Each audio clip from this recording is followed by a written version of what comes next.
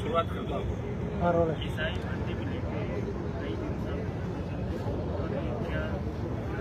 देखिए, एसआई भर्ती को लेकर 21वां दिन हमारा हो गया यहाँ शहीद स्मारक पे धरना स्थल पे। इस आंदोलन को 26 तारीख को 1 महीने से ज्यादा का समय होगा। न्यायालय का 12 तारीख है और शुरू हुआ 25 दिन से ज्यादा हो गया। प्रेस कॉन्फ्रेंस करके हमने शुरू किया। एसआई भर्ती के साथ साथ आरपीएससी का पुनर्गठन, एसआई भर्ती रद्द करें, पेपर लीक की तमाम घटनाओं से पर्दाफाश करें और लीक लेवल फर्स्ट जो पिछले सरकार के टाइम बड़ा हल्ला हुआ, लोगों ने सड़कों से लेके सदन तक स्टेट के अंदर लड़ाई ली जब विधायक बोल रहे थे और लीक लेवल सेकेंड को रद्द किया सरकार ने, लेकिन लेवल फर्स्ट को रद्द नहीं किया। मांग करते लेवल फर्स्ट रद्द हो, उसकी सीबीआई जांच करें और एसआई भर्ती न दो, क्योंकि एसओजी ने और पीएचक्यू ने साफ साफ कह दिया कि 400 से ज्यादा थानेदार भर्ती है। आज भी मैं प्रिंट मीडिया और इलेक्ट्रॉनिक मीडिया में देख रहा था कि 200 राडार पे और 100 पकड़े गए। तो आप ये बताएं कि भर्ती 35 दिन पहले पेपर आउट हो गया, तो ये तो मेरे को लग रहा है कि 859 में से 600 फर्जी लग रहे हैं मुझे कम से कम। हाँ, ये सही है, जो ईमानदारी से पड़ गया है उसका कोई रास्ता दूसरा निकले, लेकिन इस भर्ती को तो सरकार को करना चाहिए। सुप्रीम कोर्ट भी कह चुका, जहाँ आधे से ज्यादा फर्जी होते हैं वहाँ पर रद्द हो जानी चाहिए। ईओआरओ की भर्ती भी राजस्थान सरकार ने इस तरह रद्द करी। भजनलाल जी से हमारी ये मांग है, भजनलाल सरकार से कहा आपने सड़कों पे ये बात कही कि अगर हमारी सरकार आई तो एसआई भर्ती रद्द करेंगे, आरपीएससी का पुनर्गठन करेंगे और तमाम बड़े मगरमच्छों को पकड़ेंगे। जब प्रधानमंत्री मोदी जी आए तो उन्होंने कहा था कि पाताल से भी पेपर लीक के माफियाओं को ढूंढ निकालूंगा और उनकी कमर तोड़ दूंगा। ये आज वायरल भी हो रहा है, ट्रोल हो रहा है सोशल मीडिया के ऊपर प्रधानमंत्री का भाषण।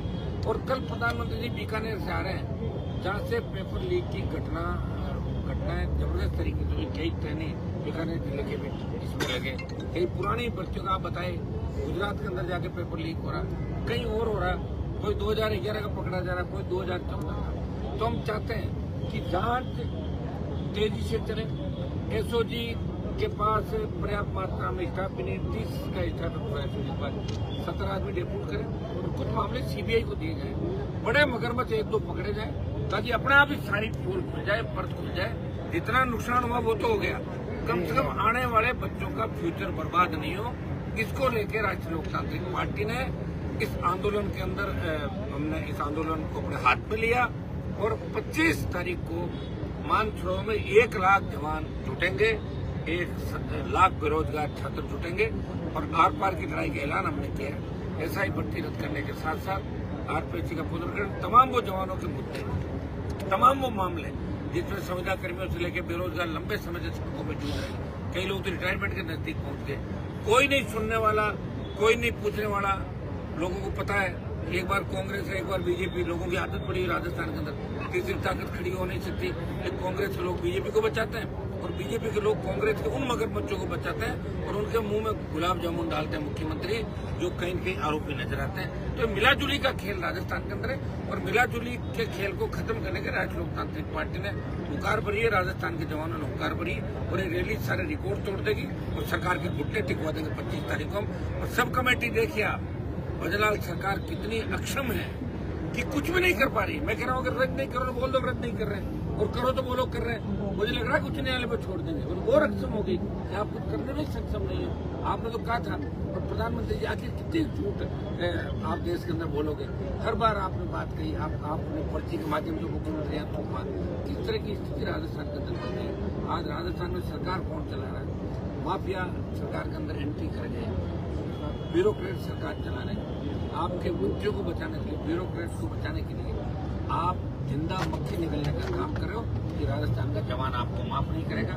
और हमने कई 2018 की आरएससी भी हमको बताई, ये बताई, कई तरह के सबूत आप मीडिया को दिए। एसओजी का पूछताछ नोट भी बताया, मिनिस्टर और कई लोगों का जिक्र था।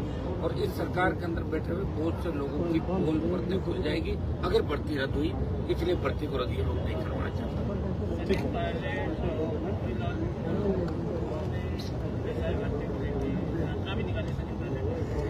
उन्होंने तो सचिन पायलट तो यात्रा निकलते आरपीएससी पुनर्गठन ऐसे भर्ती के लिए नहीं। गरुड़लाल जी जरूर शुरुआत करी थी, लेकिन अब 1.5 साल से तो वो भी नहीं बोल रहे ना, कह ही रहे हैं। जब मैं सबूत दे चुका हूँ डॉक्टर साहब को, तो इस बात में मैं कर रहा हूँ, क्या पढ़ा है ऐसे मंत्रिमंडल में? उनके पास पूरा मंत्री का वो भी विभाग भी नहीं है, आधा विभाग है उनके पास। पंचायत उनके पास कृषि है तो कृषि मंडी नहीं है, बजट वो नहीं जैसे सीएम के पास है। अगर उनका पशुपालन है तो दूसरे को कृषि है, वो आपका जो ग्रामीण विकास पंचायत राज गिरावर के पास है, ग्रामीण विकास उनके पास है। तो डॉक्टर साहब की तो बहुत बुरी स्थिति भारतीय जनता पार्टी ने कर दी। काश डॉक्टर साहब 18-17 मुझे छोड़ के नहीं जाते तो 18 में 50-60 सीट हमारी आ जाती और राजस्थान बदल जाता। लेकिन वो हाथ में लेके आंदोलन और इन बच्चों को बीच में छोड़ के चले गए। मैं उनसे कहना चाहूंगा कि डॉक्टर साहब आप जब यहाँ बैठते थे तो मेरे लिए रोज कहते थे हनुमान बेनीवाल क्या कर रहा है, तो मैं बजरी माफिया के खिलाफ लड़ना चाहता था, वो भी जरूरी थी। बजरी माफिया का दिमाग ठीक करना भी जरूरी था। मैं बजरी माफिया का दिमाग ठीक कर रहा था क्योंकि आप झंडे के साथ बैठे थे यहाँ पे बीजेपी के, इसलिए मैं आपके साथ नहीं बैठा। बाकी किरोड़लाल जी के साथ खूब मैंने सड़कों में किया। और रही सचिन पायलट की बात, तो सचिन पायलट ने कोई संघर्ष कभी नहीं किया अपने जीवन के अंदर, संघर्ष किया ही नहीं। गुजर आरक्षण आंदोलन के समय सचिन पायलट एक बार आए थे, जब फैसला जी आंदोलन कर रहे थे, तब लोगों ने कहा कि अकेला फैसला जी को क्रेडिट मिल जाएगा, आप भी आओ। तो इन्होंने गिरफ्तारी दी और जैसे ही जेल में इनको लेके गए और वहाँ मच्छर काटे तो इन्होंने 8-8:30 बजे वसुंधरा जी को फोन किया कि आंटी मुझे बाहर निकालो, मेरे को मच्छर खाएंगे, बीमार हो जाऊंगा। और तुरंत इनको वहां से निकाल के दिल्ली भेज दिया गया। ये उनका आंदोलन। एक बार लाठी खाई थी विधानसभा के बाहर, वो भी उनके साथ उन्होंने लाठियां खाई, उनको ऊपर तो सुरक्षाकर्मी गिर गए थे। पायलट साहब की तो आंदोलन की आदत नहीं है, लेकिन किरोड़ीलाल जी तो हमेशा आंदोलन करते हैं। उनको इस बात पे जब आर पार की लड़ाई, मैं कह रहा हूँ वचन, जैसे मैंने वचन दिया कि मैं जिस चीज में कूद जाता हूँ पीछे नहीं हटता।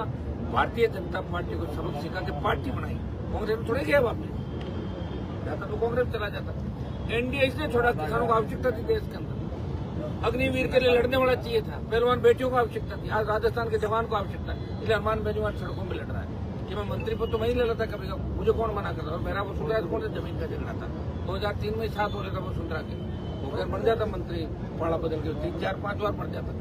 तो मंत्री बनना ही हमारा मकसद नहीं है। हम चाहते हैं कि राजस्थान का सम्मान देश में बढ़े। 66 साल बाद राष्ट्रीय लोकतांत्रिक पार्टी का गठन हुआ और उससे प्रेरणा लेके भारतीय आदिवासी पार्टी बनी राजस्थान के अंदर। और मुझे खुशी है कि आज राजकुमार जो छोटा भाई मेरा, वो बीएपी को लेके और मैं आरएलपी को लेके दोनों गोल पार्टी मीटिंग में देश के अंदर बैठते हैं। और राजस्थान की शान के रूप में वही दोनों हमारे भाई गोल पार्टी मीटिंग बैठे। कांग्रेस बीजेपी के अंदर राजस्थान के नेता वहां नहीं बैठते, जहाँ मोदी, राहुल गांधी दूसरे लोग बैठते हैं। और हम लड़ रहे हैं इस राजस्थान को बचाने के लिए। निश्चित रूप से ये अपराध का अड्डा बन गया, अपराधियों के एस का बन गया, ये माफियाओं का अड्डा बन गया राजस्थान। पेपर लीक की जो घटनाएं हो रही है, पेपर माफिया जिससे प्राइवेट इंडस्ट्री आ रहे हैं, फर्जी डिग्रियां बांटी जा रही है। राजस्थान के माथे पे जो कलंक लगा, इस कलंक को धोने का काम राष्ट्रीय लोकतांत्रिक पार्टी इन राजस्थान के जवानों के साथ मिलकर करेगी। अगर बीजेपी भर्ती रद्द करती है और पुनर्गठन करती है तो ठीक, नहीं तो बीजेपी का भी बाजा बजा देगा राजस्थान का जवान, उसी स्थिति में रह जाकर छोड़ देगा जहाँ कई राज्यों के अंदर भारतीय जनता पार्टी का खाता भी नहीं खुल रहा। वो स्थिति राजस्थान के अंदर हो जाएगी और कांग्रेस विपक्ष से आउट हो जाएगा। और तीसरे चौथे दल के रूप में, जिस तरह यूपी बिहार के अंदर कांग्रेस तीसरे चौथे और पांचवें दल के रूप में आने में संघर्ष करा, वो स्थिति कांग्रेस पार्टी की राजस्थान होगी।